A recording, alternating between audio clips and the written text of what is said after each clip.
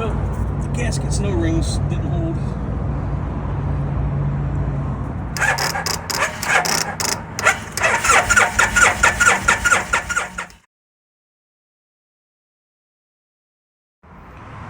That's half water coming out of the clutch line. Half water. Looky, looky. I got pressure at the clutch finally. 15 hours later.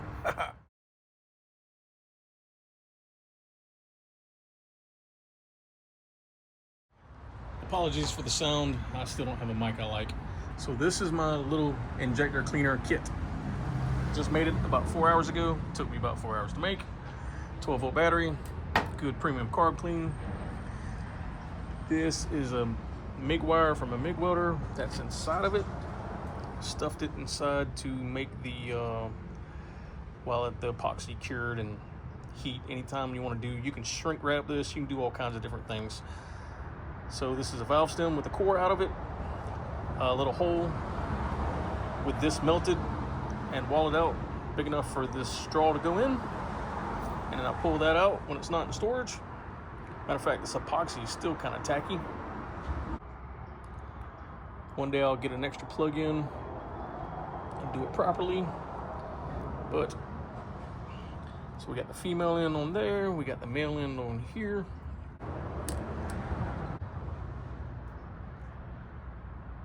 Push down with your wrist.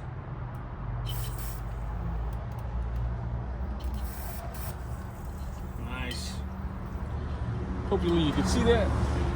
Anyway, it's not the best, but it keeps me from buying $300 worth of injector cleaner machines. And this went from not spraying at all to now it's spraying. Like, I couldn't even get clicks.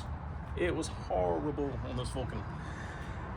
So, and I know we had the Noid light was working and everything. So, we got good injectors now. Yay. Took me about 4 hours, but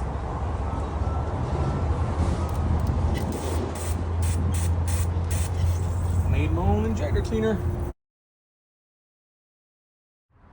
Tank's back on, injectors are cleaned, jump box is on, new used fuel pump is in, tank is cleaned.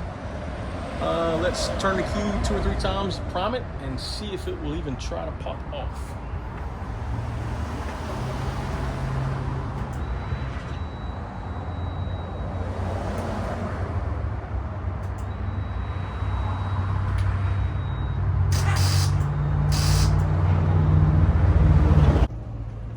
What up, Jay? What up, Jay? All right, attempt number 2. All right, took a battery out of my old Vulcan 800, put it in there. Let's give it a try now. Turn the jump box on. Get the spray ether. Turn the key on.